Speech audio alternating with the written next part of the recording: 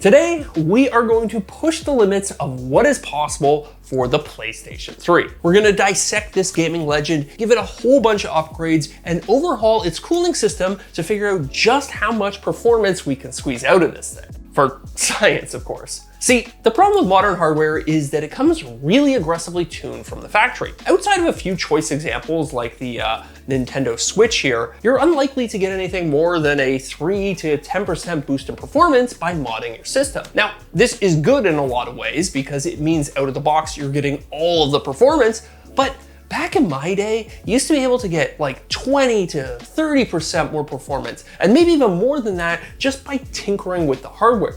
And that was really fun. So I was feeling nostalgic the other day and I was researching the PS3 when I found out that you can overclock these things for really big gains in performance. In fact, they even used to sell full-on water cooling kits for people who wanted to turn things up to 11. Now, unfortunately, you can't buy those anymore, but I have a feeling that we might just be able to build our own.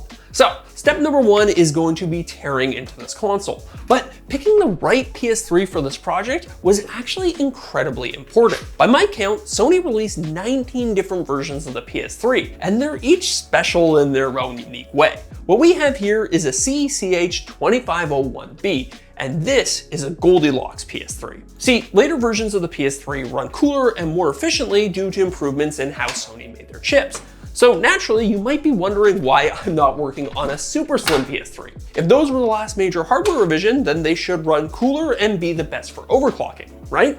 Well, yes, and also no. They are the most efficient, but you can't overclock them due to changes that Sony made in their security setup.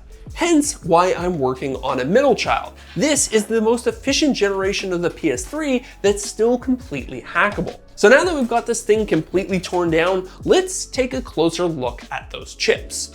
This is for all my fellow geeks at home, but when the PS3 first launched, they used a 90 nanometer architecture for both the CPU and the GPU. This later PS3 uses a 45 nanometer process for the CPU and a 40 nanometer process for the GPU. Practically, what that means is that this PS3 uses about 50% less power than a launch PS3, and that makes it significantly easier to cool. However, this PS3, and almost all PS3s of a similar vintage, are anything but cool these days because they suffer from a serious problem. These little covers are called the integrated heat spreaders, and their job is to help spread the heat from the chips they cover to a wider surface area. On both their top and bottom surfaces, they're covered in a thermal interface that helps to facilitate that heat transfer. The problem is it dries out over time, which then leads to overheating. Now, the stuff on top is super easy to fix. You can just wipe it away with some isopropyl alcohol, but the stuff underneath, well, that's where things start to get a bit dangerous. For some reason, Sony thought it was a good idea to glue the GPU's heat spreader in place. So to help loosen it, I'm using a stream of really hot air and then just attempting to pry it off. This was super nerve-wracking though, because I had no idea how much force to use, and I wasn't sure if this cracking you're hearing right now was the glue letting go or me bricking my console. I guess we'll find out later, but removing the IHS revealed just how dried out things had gotten. Over on the CPU side of things, Sony did things a little differently. This time, they used a ring of silicone to hold the IHS in place. So that means we have to cut through it using a small knife. The only catch is if you push your knife too far in, you can again brick your console. Thankfully, this one wasn't as bad in my opinion, and after some careful cutting, I eventually got it to lift away. So after spending a bit of time removing the old thermal paste and adhesives, I was ready to install our new thermal interface, which should dramatically reduce temperatures and in turn allow us to squeeze even more performance out of this PS3.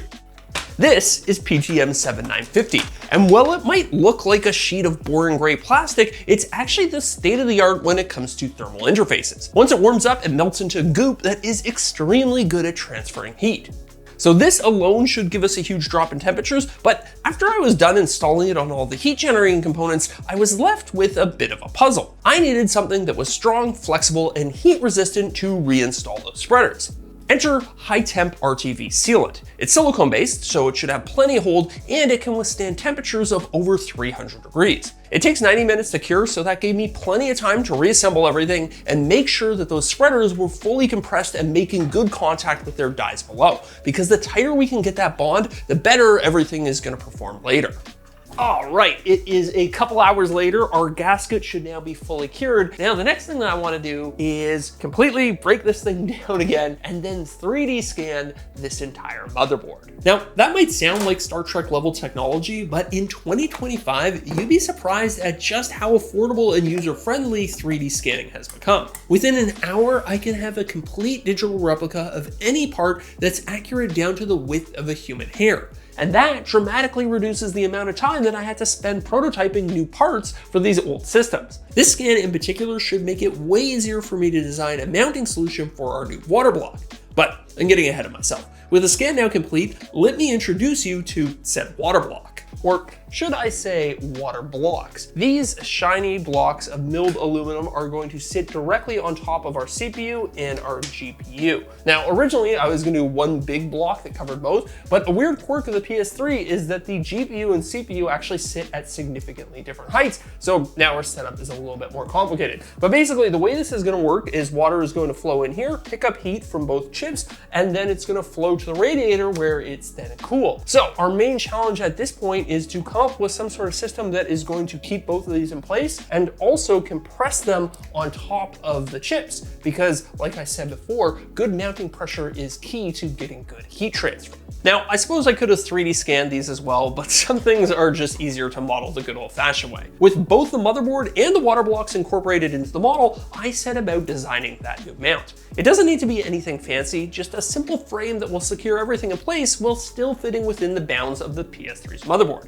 And in order to turn my digital model here into a reality, we're gonna use something from today's sponsor that I am really excited about. This is the Bambu Lab P2S, and it's a successor to what is, in my opinion, the best dollar for dollar 3D printer that you could get, the P1S. And honestly, this new printer improves on it in basically every single way. We'll be using it a lot today, so we'll have plenty of time to talk about its new features, but two things I noticed right away are the fact that it comes comboed with the AMS2 Pro, which is great because it means you can dry and switch between multiple filaments on the fly, and it's got the updated quick change nozzle system from the H2D and A1 series, which makes it so much faster and easier to switch nozzles. So while we wait for our new part to print in hot pink PLA, I want to use my angle grinder to do some other modifications to the PS3. Unfortunately, the inlet and outlet ports on our new water blocks are just a little too close to this RF shielding. So to give us a little more room to work, I'm just removing a large section of it. And because later we're going to be running soft water-filled tubes through here, I took a few minutes to round over all the sharp edges with a file. With that all taken care of, I was ready for our first big test fit. But I'm sure many of you at home right now are yelling at your screens about how PLA is not an appropriate material to use for a part like this. To which I would respond that, yeah, you're right. And that's why we're only using PLA for the prototype. Now that we know that it works, we're going to switch over to carbon fiber reinforced nylon, which is significantly more heat resistant, stronger, and it's also a lot harder to print. So it's gonna be a nice little challenge for our P2S over there. See, unlike PLA, nylon requires much higher temperatures to print, and it's especially tricky because if your part cools too much before the print is done, then it can peel off the plate. If that happens, best case scenario, you end up with a warped part. So to better regulate the chamber temperature, the P2S has an adaptive air system, which is just a fancy way of saying that it has a set of flaps that it can close to help trap heat from the build plate. This keeps the chamber nice and toasty and really helps when it comes to printing high temperature materials. So after over an hour of printing, let's see how the P2S did with our new water block mount. Oh man, look at how cool this thing is. This is such a nice print.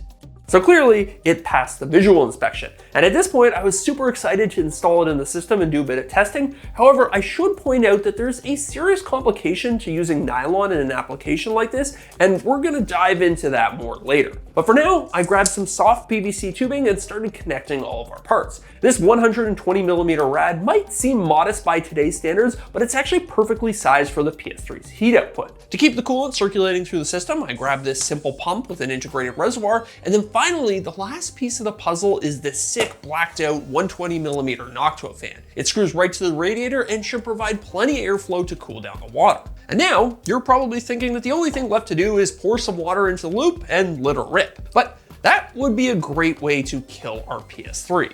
In a couple of different ways, actually. First, it's really important that you work all of the air out of the system by agitating the loop. Even small air bubbles can build up in the rad, stop the flow of water, and quickly lead to an overheating scenario. Second, you'll notice that I'm actually powering the pump with an external power supply. And that's because before I send any power to the PS3, I need to make sure that there are no leaks. So for the time being, I set the PS3 to the side with the pump still running and turn my attention to another important problem. We still don't have any way to power our new cooling system. Lucky for us though, the PS3's factory fan is quite inefficient and draws over an amp of current all by itself, which means that the connector that it used to plug into should provide more than enough juice for both our new fan and our new pump. The only hiccup is that in order to tap into it, we need to make our own custom wiring harness. And that meant decoding the PS3's wiring color scheme by studying a bunch of old diagrams that I found online. After stripping the wires and twisting them into what I'm pretty sure are like pairs, I was ready to do my first bit of soldering on this project. And in order to suck up all those nasty soldering fumes, I pulled out my 3D printable solder extraction fan. I call it the Zacuum, and if you want to print your own at home, you can scan the QR code on screen right now or check out the link in the video description. And if you're interested in any other tools or materials I've used throughout this project, I'll include links for all of those down in the video description as well. After sealing the wires with a bit of heat shrink tubing, I now had a sleek, simple way to power the new cooling system without the need for any external wires. And checking back in on the PS3, it had been running for well over an hour, there were no leaks, and all of the tubes looked bubble-free. So I was finally ready to reassemble the PS3 and take it for a test spin. Obviously, with all the new parts, I had to run it with its top off, but don't worry, we'll fix that soon. Okay, here we go. First maiden voyage with the water cooling setup installed. Power button. Got the beep. Fan is going, that's a good sign. HDMI 1. Is the pump going? Yeah, I think the pump is going. I can see movement in there. Oh, look, it boots. Wow, I mean, I don't know what to do. I guess it works. This is fantastic. I'm kind of speechless right now. I was expecting more trouble than this. I think the next thing that we need to do is to make this look more like a finished product and less like a mad science experiment. The easy path forward would be to just drill a hole here and here, run these tubes through the side of the PS3, and then mount the pump and the radiator externally. But that actually would create a couple of problems. The first one would be that, well, it just wouldn't look very good. But then also, a lot of the components inside the PS3 depend on the airflow from the fan in order to keep them cool. Like the PSU here, which I can feel is actually already starting to heat up just on the menus. So what I actually want to do is take the radiator and fan and mount them approximately where the old fan used to be so that we can capture that airflow in order to keep the rest of the components inside the PS3 nice and cool. And in order to do that, I broke out the 3D scanner again. This time I scanned the semi-assembled PS3, which will allow me to create new components that fit perfectly inside of our existing envelope. Of course, I also needed to incorporate our new parts as well, and much like with the water blocks, they're pretty simple, so again, I did things the old-fashioned way. With everything now incorporated into the 3D model, I set about creating what I'm gonna call the airbox. This will sit where the old fan used to be and funnel air towards the PSU after it's passed through the rad. The airbox won't be in direct contact with any hot parts, but I still suspect it's gonna get a bit toasty inside of the PS3, so that's why I'm printing it in glass fiber reinforced ABS. This is quickly becoming one of my favorite materials to work with because it's super strong, heat resistant, and it prints beautifully on my other printers. So naturally, I was curious to see how it would print on my new P2S. And wouldn't you know it, the finished part looks damn near perfect. It's got a nice matte texture that hides the layer lines, and the supports popped right off, which is always super satisfying. The next part I printed is a lid that closes off the top of the airbox and gives us somewhere to mount the rad. It clicked perfectly in place, and now I want to pick up a thread from earlier in the video. This is a 3D printed water block that I made about a year ago, and as you can see, it's got quite a bow to it. This thing is also made from carbon fiber reinforced nylon, and removing these screws reveals that, yeah, it's permanently deformed. If this happens to our PS3 mount, it's gonna be a big problem because it means that we'll lose mounting pressure over time. And this is what happens when you don't properly anneal your parts. Stefan from CNC Kitchen just did a great video explaining this, so I'd urge you to go watch that, but I'll give you guys the cliff notes while I attempt to prevent our new mount from turning into a potato chip. I found this great 3D printable frame over on MakerWorld that transforms an AMS HT into a little oven for annealing your parts. Basically, the idea here is that by slowly heating your parts for an extended period of time, you can get them to release a lot of their internal tension that's left over from the printing process. The result should be stiffer parts that are far more resistant to long-term deformation. So after baking the part for over 24 hours at 85 degrees, my quick and dirty subjective comparison confirms that. This annealed part feels about 20 to 30% stiffer than it did before. Of course, the real test will be to see how it performs long term, so let's get it installed in the PS3. The keen-eyed among you might have been wondering what those big holes in the airbox are for, and I actually made those so that I could install these copper heat sinks on top of our water blocks. These will add a layer of redundancy and keep the system from overheating in case the pump ever fails. And then there's also the changes that I made to the fittings. Softline tubing is prone to kinking with hard 90-degree turns, so to make this setup as compact as possible, I installed these elbow fittings on both the rad and the pump, which then allowed me to dramatically reduce the length of all our runs. But one problem I haven't tackled yet is how exactly we're going to secure the pump inside of the PS3. Honestly, the solution is pretty simple. I used the 3D scans from earlier to design a bracket that perfectly fits the PSU's contours. After printing it out on the P2S, I bonded it in place using some good old-fashioned super glue, which works extremely well on most 3D printed plastics. After the glue cured, I connected the hoses, screwed the pump in place, and then confronted the reality of what had to happen next. All right, so we now have what I think is the most compact form factor possible for a water-cooled PS3. But predictably, we still have a little bit of an issue because this top cover won't fit back on anymore. So I think in order to fix that, we are going to have to turn our PS3 into a convertible, or maybe like a hardtop convertible. Using my larger Bambu Lab H2D, I printed this really simple template that shows me where I need to cut to turn my PS3 into a drop top. Now, I do feel like this is kind of cheating, and in a second, I'll show you how you can make big parts like this even on a small printer. But for now, I pulled out my oscillating multi-tool and began cutting along the lines that I just traced. The idea here is to remove enough material that it fits around all of the new parts while still leaving all of the clips that allow it to connect to the rest of the shell. After filing down all the rough edges, I did a quick test fit, and now we can start working on covering up that big gaping hole. Back in Fusion 360, I basically just drew the smallest box possible that would still fit everything inside of it, created a rough shell, and then worked backwards from there. I matched a bunch of existing curves from the PS3, I added a honeycomb grill that will function like an air intake, I added a fill port that will allow me to keep the loop topped up, and I even added a bit of custom branding that I made in Photoshop. Unfortunately, like I touched on earlier, this new housing was too big to print on the P2S. But the solution is actually really easy. I just split the housing up into two pieces that could be printed separately, and then we'll join them together later. This is a really easy way that you can expand the capacity of any 3D printer. And honestly, the hardest part was just waiting for my prints to finish. Given their size and the fact that I was printing at a really high level of detail, all told they took close to 48 hours. But man, was it ever worth it when I saw the results. The surface quality was insane, they felt super solid in the hand, and the black ABS GF that I used is actually a really close match for the PS3's original shell. Now, to secure the house together, I used super glue, which again works really well on ABS, and then to install it, I used, well,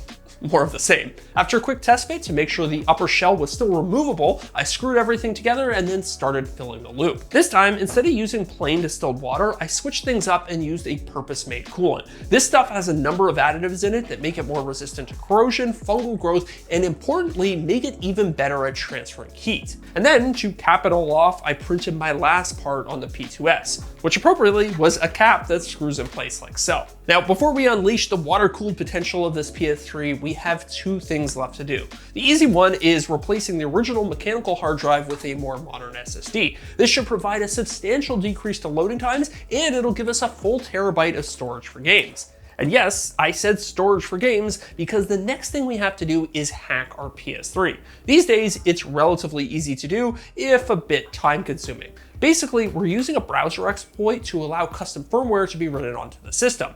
This is a multi-step process and ended up taking me a couple hours to do, but custom firmware allows us to do all sorts of fun stuff like rip games to the internal storage, mess around with all sorts of fun settings, and importantly, overclock the system. And that's why we're all here, right? So let's dive right into it. Back when the system was air-cooled, the CPU and GPU would hover around 61 and 67 degrees respectively. With the new cooling system, they're hovering right around 40 degrees, which is a huge drop and an excellent omen for our overclocking adventure. Unfortunately, it turns out that overclocking your PS3 is a bit of a rabbit hole. The custom firmware I'm using is available in both standard and overclocked flavors. The overclocked variant gives you a respectable 20% bump in GPU speed and a 15% increase in VRAM speed. And running this, we see that, yeah, temperatures haven't increased at all, there's no visual artifacting, and we're already seeing an increase in frame rates. But clearly, our system can handle more. So I went in search of how to do that,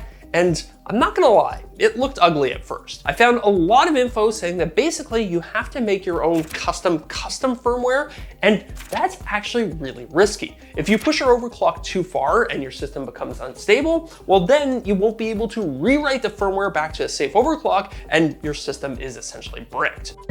Thankfully, I found a solution. There's actually a slightly newer custom firmware that came out just before I started making this video. The timing of it is nothing short of impeccable when you think about how old the PS3 is. This firmware allows you to adjust the GPU and the VRAM speeds on the fly. So after tinkering around with these settings, I found that our new cooling system works really well. No matter what the clock speed is, the temperatures basically don't move. I think the highest I ever saw was 43 degrees. So with all the temperature headroom in the world, I pushed the clock speeds until the game started to fall apart. These visual artifacts are a warning sign that things are about to go catastrophically wrong. So I dialed things back from there, and I found the highest clock speed I could safely achieve was 750 on the GPU and 925 on the VRAM, which from stock is a 50 and 42% increase respectively. Obviously, that is insane, and this is exactly why I love messing around with old hardware so much. But of course, that's only half the story. So let's talk about how those new clock speeds translate into real-world performance.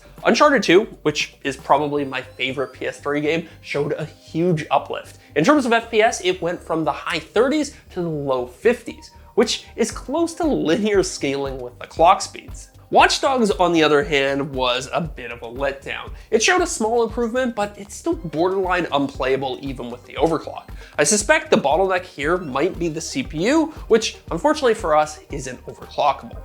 Don't worry though, because things came roaring back with BioShock Infinite. This game showed a 50% uplift in frames per second and was at times close to becoming a 60 FPS title, which actually did happen for another one of my favorites, Gran Turismo 6. This one was struggling in the mid 40s, but with the overclock, it's damn near locked at 60 FPS. So at the end of the day, not every game is gonna see a huge increase, but the majority of them do, especially games with uncapped frame rates. Practically, this makes games feel a lot smoother and more responsive. I'm actually kind of surprised that Sony never released overclocked Slims as PS3 Pros, because to be completely honest with you guys, I don't think it was really necessary to water cool the system. Now, obviously I'm saying that with the benefit of hindsight, but clearly temperature is not the limiting factor here. I suspect you could probably get most of this performance uplift by simply refreshing the thermal interface and maybe installing a new fan.